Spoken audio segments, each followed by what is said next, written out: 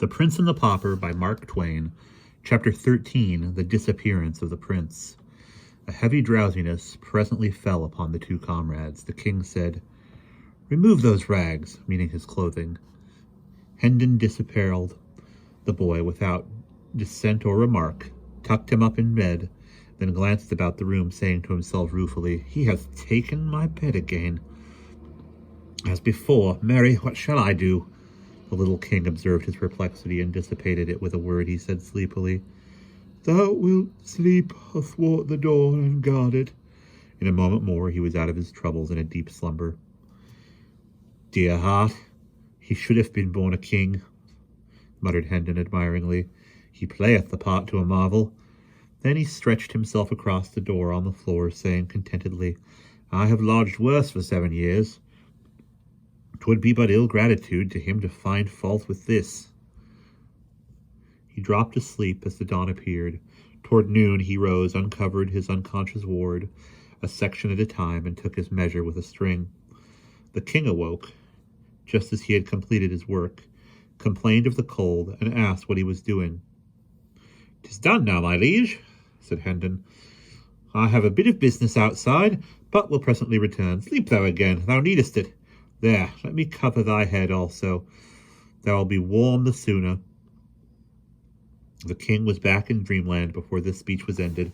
Miles slipped softly out and slipped as softly in again in the course of 30 or 40 minutes, with a complete second-hand suit of boys' clothing, of cheap material and showing signs of wear, but tidy and suited to the season of the year.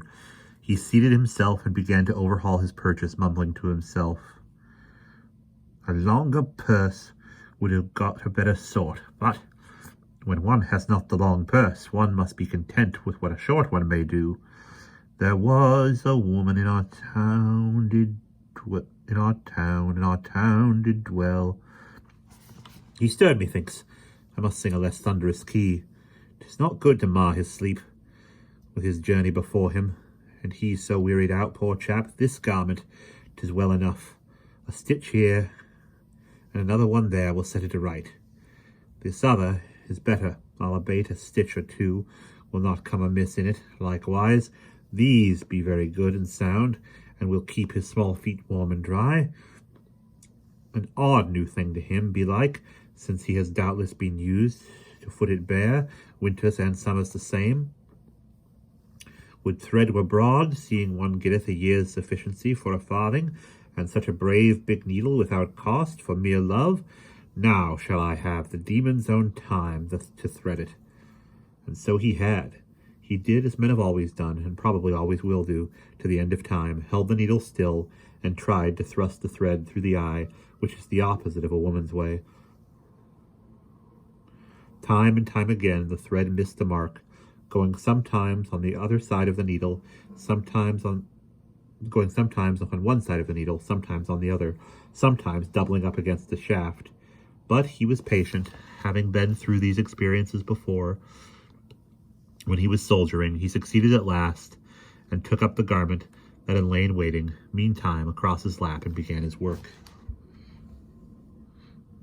"The inn is paid, the breakfast that is to come included, and there is wherewithal left to buy a couple of donkeys and meet our little costs for the 2 or 3 days betwixt this and the plenty that awaits us at Hendon Hall. She loved her husband." Body o' me, I have driven the needle under my nail. It matters little. 'Tis not a novelty, yet 'tis not a convenience either. "We shall be merry, thee, little one, never doubt it. Thy troubles will vanish there, and likewise thy sad distemper. She loved her husband dearly, but another man." These be noble long stitches, holding the garment up to viewing it admiringly. They have a grandeur and mystery that do cause these small stingy ones of the tailor man to look mighty paltry and plebeian. She loved her husband dearly, but another man he loved she. Marry, 'tis done, a goodly piece of work too, and wrought with expedition. Now I will wake him, apparel him, pour for him, feed him, and then we will hie us to the mart by the Tabard Inn in the Southwark, and be pleased to rise, my liege. He answereth not. What ho, my liege? Of a truth must I profane his sacred person with a touch? Sith his slumber is deaf to speech. What? He threw back the covers. The boy was gone. He stared about him in speechless astonishment for a moment, noticed for the first time that his ward's ragged raiment was also missing. Then he began to rage and storm and shout for the innkeeper. At that moment a servant entered with the breakfast.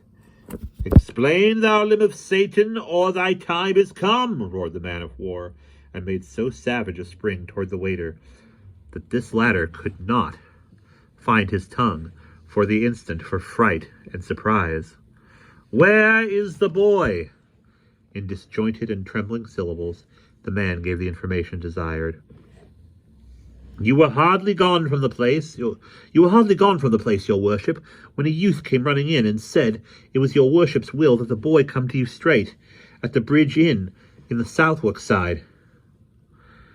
I brought him hither, and when he woke the lad and gave him his message, the lad did grumble some little for being disturbed so early, as he called it, but straightway trussed on his rags and went with the youth, only saying it had been better manners that your worship came yourself, not sent a stranger, and so thou art a fool and easily cozened.